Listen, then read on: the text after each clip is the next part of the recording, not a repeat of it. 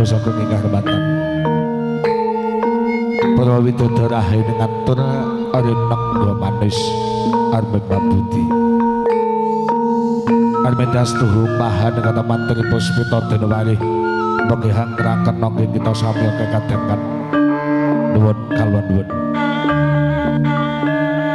sayenipun para pepundhen pun sepuh sesepuh aji sepuh ingkang hanggung mastuti dumateng bebenah taman ingkang pantos kinabekten kadang sentana pangban-pangbaning brojo satana garingang satuh wicaksana pantos pinudi para alim ulama gesantri ingkang jangket beringenahi ingkang satuh dados panuntun kiblating panembah ingkang sudarsana para tamu dan kakung sumawana putri temanggon kadang muda metandana padha panen gandha jeneng mulya ngaturaken wilujeng siang bismillahirrahmanirrahim assalamualaikum warahmatullahi wabarakatuh alhamdulillah alhamdulillahirabbil alamin wa binasanu ala abdin watin wa ala alihi wa sahbihi jaman mabad saderipun semoga panjenengan kala dherekaken kunjuk bersyukur wonten dalem rasa Gusti Allah Gusti ingkang sampun paring pinten-pinten barokah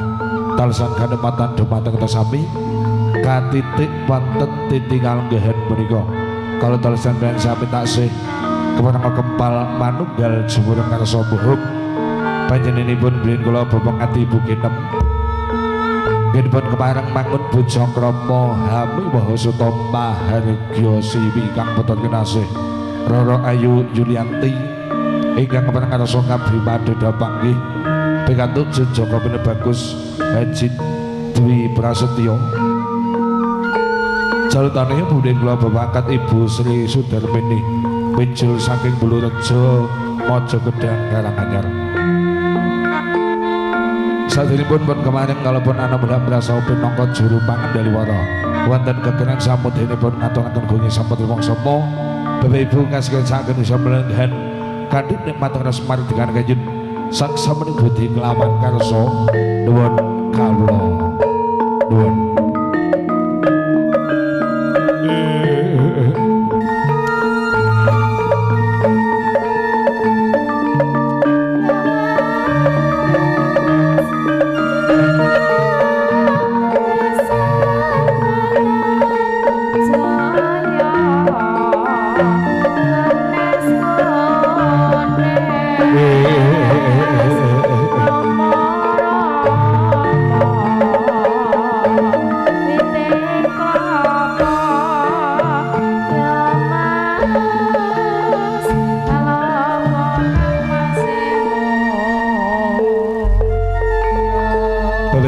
ingkang dahat winantosake bagi mulya kepareng sumangga kinarya hamermakani ganjaring titi langsana pawibahan prasaja wonten titikal nggan punika pun kepareng kita wiwiti kanthi waosan basmalah sesarengan bismillahirrahmanirrahim mugi saged dadosaken ganjaring hadicara wiwit parwa madya lan pusananipun kaleksanan kasebadan kadena skala nir ing sampikala temabak dadi langsana salajengipun upacara mijilipun nini pengantin saking madyane tepas wangi bali panti pambusanan kegenenan panggrega busana panjenengan Mbak Emilia monggo samaptalan satete gati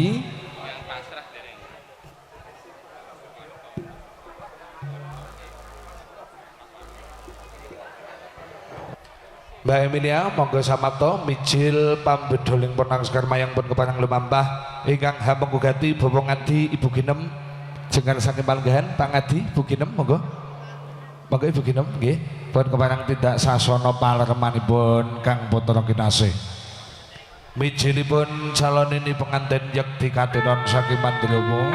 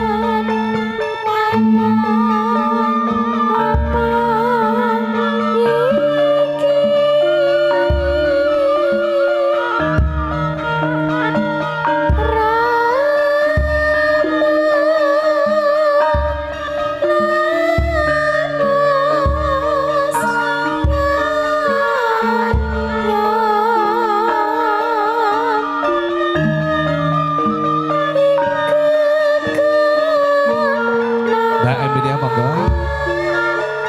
Tranabyon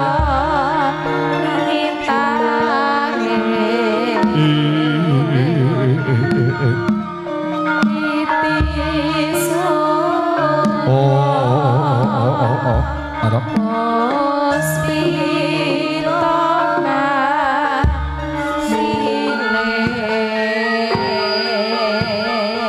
Edi indahing kabudayan ingkang ginelar mapan wonten Lanadan Jetak Sumberjo Kecamatan Sinika Kabupaten Ngawi.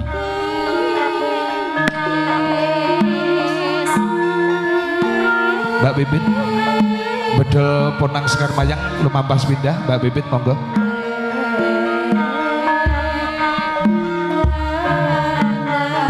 Mbak Emilia monggo bedel ponang Sekar Mayang sepindah lumampah.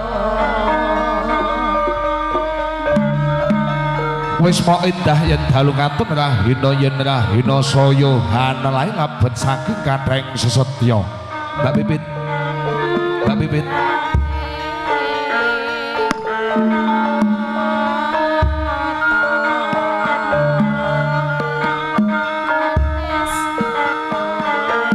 Sesetya ingkang keparing hangrenganipun apa malih sarasah kelawan bebatur ingkang sedaya makik Wilis pita gegabet lir kuwung hangawengi wangun kembang kang sara jinembangan. Mbak Bibit Putri Dumas Miah Talamati laju mawon monggo. Nalika semana ana teja hangeng wong mantel sak ninggil dalemipun pundhen kula bapa ngadisian Ibu Ginemlah menika ta mustikaning pawibahan kusumaning ayu diahayu Rara Yulianti Wanudya Sulising Manotur ngarengge busana mila datan mokal yen ta melok ing wadana sing wiraga hangungkuli marang indahing Benari Suprabu.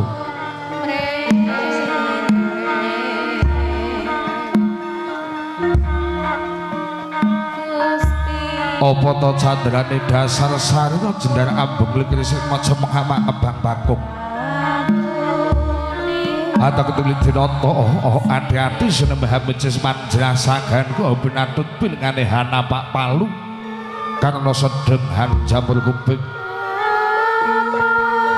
Palar mula cendani imbon nanggal sepisan sinambungan bayu kaya pinolas waca menak ritem-ritem tontung rates manghanyangal putung jonggo ngangklung gandung dari jinah pucuk Tanjung pangken awon kemin pami dengan handra jemas gaya silu kemanak kencet lembang moyo-moyo tunggak bunder lil jinongko bebasan kurang condulur manu hayuning sang Dewi Retno nalika semono kalenggahaken pening sak madyane daman kencana bali mangkut jamur padale wana kadherekaken Putri Dumas Miah Talangpati ingkang panang sedaya hangan beberapa abon-abon ingkang sarana biwadedhaup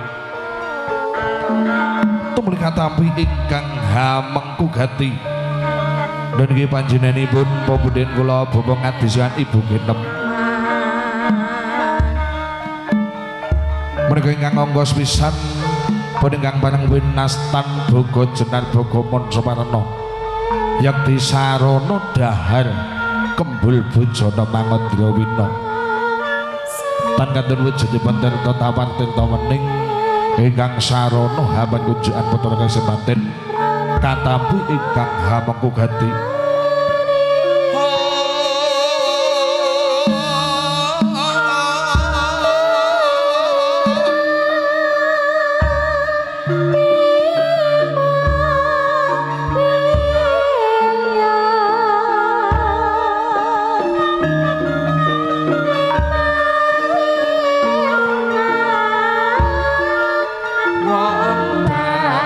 Gus rupane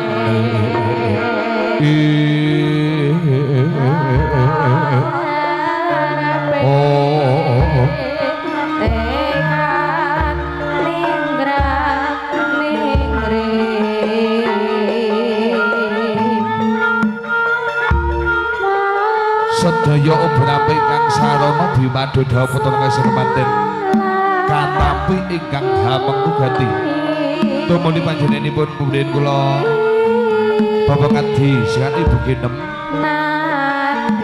nyuwun tulung dumateng putri Dimas Miah Talangpati menika kalangkung banget ingkang panjenengan nastan kembar mayang kembar mengkang dumadi saking gendang Mas Pupus sing didebok semasa tapas liman sinome panijono kencana kang cecangkok sekar wijaya mulya kan pangajab mulih-mulyaning putra kagisaha nini penganten maka pun kepareng sedaya birampe katampi ingkang hamengku ganti tumuli panjenenganipun pepundhen kula Bapak Ngadi dan kantun nyuwun tulung dumateng putri Dimas Miah Talangpati paningkang panang winastan tirta tirta silatan ya tirta pambelan mala sarana ngawekani bebek marga muslim lakoni putra kagisaha nini penganten tumuli daya putri Dimas Miah Talangpati madal maselan tindak sasana palermanipun putra kagi penganten panggihipun kepareng tumuli daya pacara bimadha ingkang parang lumambah hanetepi adat widi-widana ingkang parang lumambah ugi wonten laladan Jedhak Sumberjo panggih saderengipun upacara bimadha putra kagisaha nini penganten pun kapurmakan saking upacara lung tinamban atur pasrah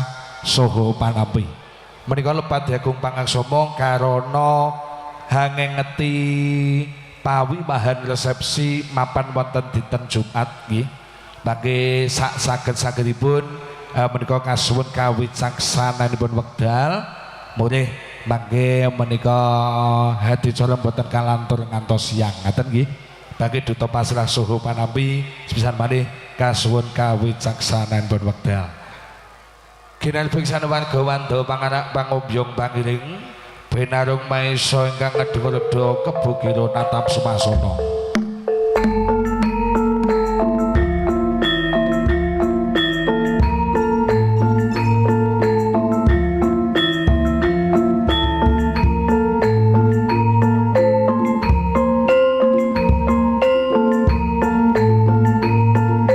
pun mangke tumuli upacara bimadha dawuh ingkang wenang pangayun kapurpakan lumtirapan atur pasrah panampi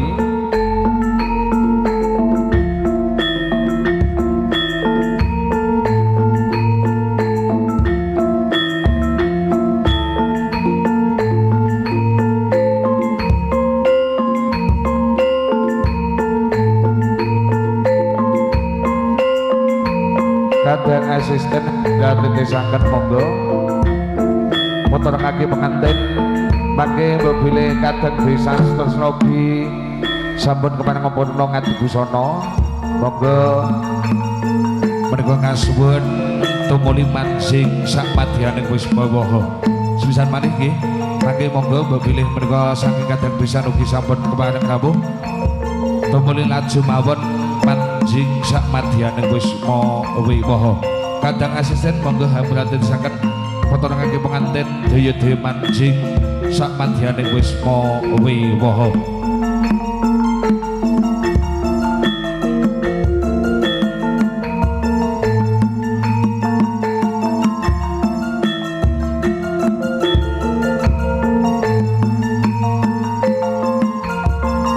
monggo pun kepareng kadang asisten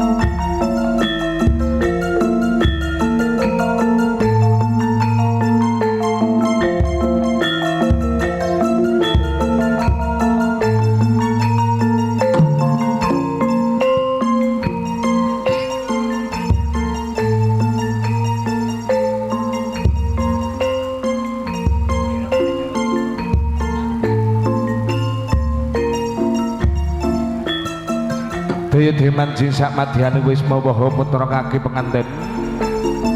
Mangke kabar makan lung dinamen atur pasrah soho panampi ingkang tinanggering atur pasrah saking Bari Agung Bulurejo Mojo Gedang Karanganyar. Dening panjenenganipun Bren kula Bapak Marto Kusuma tumrap katampi ingkang hamengugati kasumlih sarana atur panjenengan Bapak Sumarno. Mangke duta pamasrah soho panampi monggo pun kemenang samata abon ngajeng.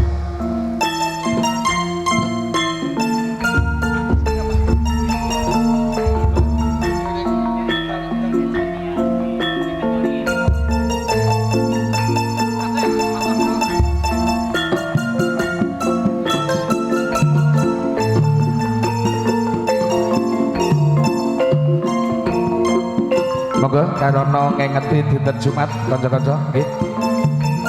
Laju mawon mangke saged-saged pun pawibahan manjing menika jam 11 kedah pun rampung nggih.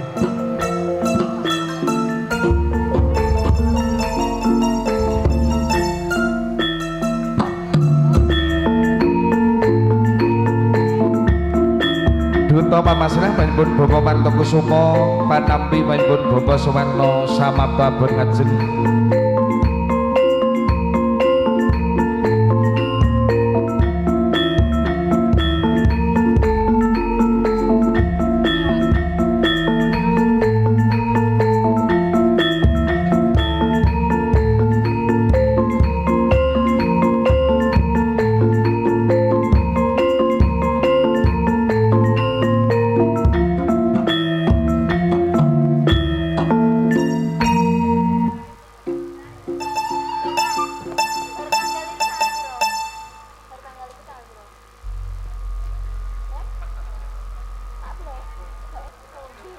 Bismillahirrahmanirrahim. Assalamualaikum warahmatullahi wabarakatuh. Alhamdulillahirabbil alamin. Wassalatu wassalamu ala asyrafil anbiya'i wal mursalin wa ala alihi wa sahbihi ajma'in. Asyhadu an la ilaha illallah wahdahu la syarikalah wa asyhadu anna Muhammadan abduhu wa rasuluh. Allahumma sholli ala sayyidina Muhammad wa ala ali sayyidina Muhammad. Amma ba'du. Kula nuwun dumateng panjenengan para pupunden, para sepuh, para bini sepuh ingkang ganggung mestuti dumateng pepoyaning kautamen ingkang pantos pinundi saha kinabekten. Para priyagung pangemban pangbating praja, para satriya nagari ingkang minangka pandang-pandang ingkang kula dasih ingkang pantes sinudarsana, para tamu kakung miwah putri ingkang dahat kalengga mudaning akrami. Kanthi linambaran pepayung budi rahayu saha ngunjukaken raos syukur dumateng Gusti, mugi rahayu sagung dumadi tansah kajiwa lan kasarira dumateng kula lan panjenengan sedaya. Amit pasang alimantabi mugi tinebihna ing iladuni miang tolak sari. Dene kula kumawantun sumla atur gempil kamardikan igas wasana miwah munggul pangandikan panjenengan sawetawis. Injih hawratipun mestuti jejibahan luhur. Kula piniji minangka duta saraya surih sarira saking panjenengan Bapak Akad Ibu Sri Sudarmini ingkang pidalem ing dusun Bulurejo RT kalih RW 9 Desa Sewerjo Kecamatan Mojo Gedang Kabupaten Karanganyar. Kinen hamasrahaken putra temanten kakung mugi katur panjenengan Bapak Ngadi Ibu Ginem ingkang hamangkugati. Dumateng panjenenganipun Bapak Suwarno ingkang minangka sulih sarira saking panjenengan Bapak Ngadi Ibu Ginem ingkang pantes katur sagung pakurmatan. wonten ing wigatos sedya sowan kula wonten ngarsa panjenengan ingkang sepindhah kula kadhawuhan masrahaken putra temanten kakung mugi katur panjenengan bapa ngadi Ibu Ginem panjenengan bapa akad Ibu Sri Sudarmini boten saged nindakaken piyambak masrahaken putranipun temanten kakung kapeksa namung saged ngaturaken salam taklim mugi katura wonten ngarsanipun bapa ngadi Ibu Ginem ingkang hamangku gati. Dene ingkang kaping kalih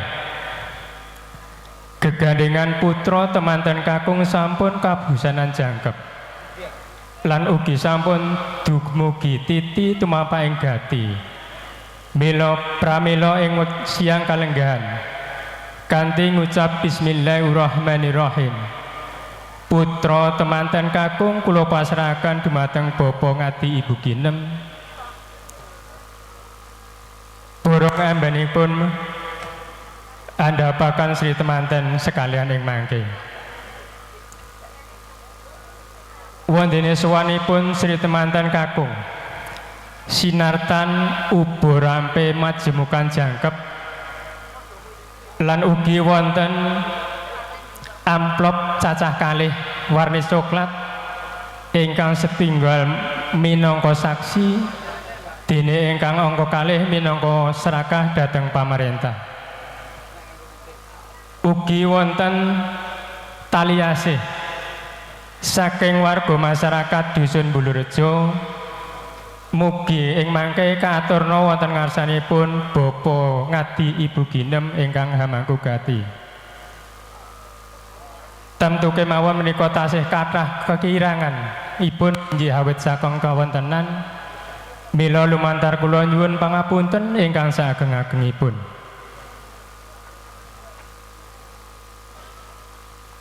Dene wonten benjang dinten Senen Legi Surya kaping 51 April kalewu selangkung putra temanten sarimbit kasuwun nyuwanaken wonten dalemipun bapa akad Ibu Sri Sudarmini wonten ing Dusun Bulurejo, Desa Sewerjo, saperlu kaundu. Dene kathah kalepatan saha kekilafan ingkang sinandhang panjenenganipun pangomjon temanten kakung utaminipun bapa akad Ibu Sri Sudarmini lumantar kula nyuwun agunging samudra pangaksami. Dene mangke saparipurnaning pahagian kula sarombongan pangomjong nyuwun pamit lumengser saking dalem pamiwahan namung nyuwun donga pangestu mugi lampah kula sarombongan mangke dumugi dalem soang-soang tansah manggih rayu wilujeng mboten wonten halangan satunggal punapa. Mbok bilih menika atur pasrah ingkang saged kula aturaken wonten ing kalenggahan punika kula ingkang minangka talanging basa kathah atur kula ingkang boten anuju prana ngirangi ing trapsila mboten langkung kula ugi nyuwun agunging samudra pangaksami usikum wa nafsi pitaqullah. Wassalamualaikum warahmatullahi wabarakatuh.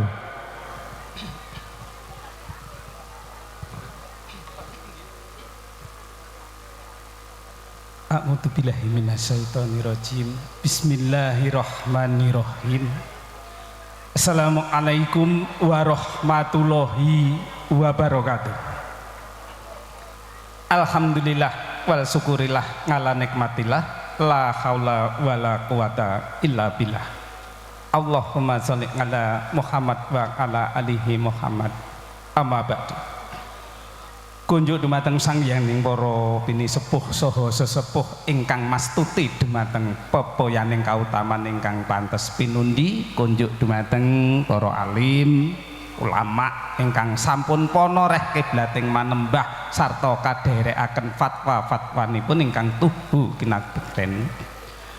Kunjuk dumateng sedaya para tamu, Bapak Ibu ingkang tuhu ing hormatan kawula mradhapa ngadeg ngabiyantara panjenengan sami kalenggahan puniki inggih awit minangkani panyuwunipun Bapa ngadi sekalian garwa ingkang kalenggahan punika katemben hamengku karya hambayang kari Atmaja Putri kinasihipun ingkang sesilih Yulianti. Ari kalenggahan punika kawula kinen anampi atur pasrahipun Sri Pinang panganten kakung saking panjenenganipun Bapak Ahad Ibu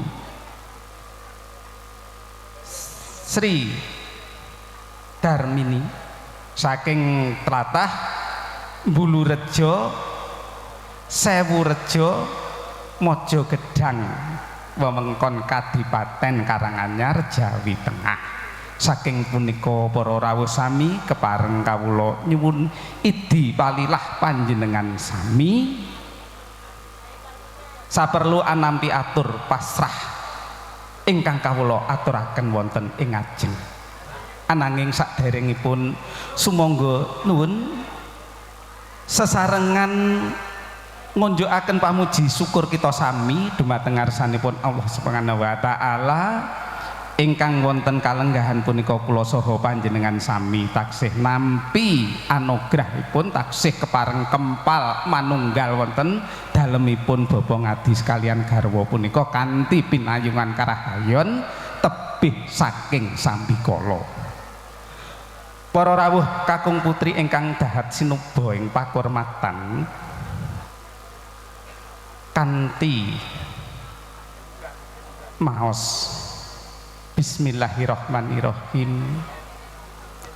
atur pasrah panganten kakung saking ingkang hanyarirani panjenenganipun Bapak Ahad kawula tampi kanthi legawaning manah saha kawula matur salam taklim panjenenganipun Bapak Ahad sekalian garwa kan kawula tampi kanthi wasilah pisan.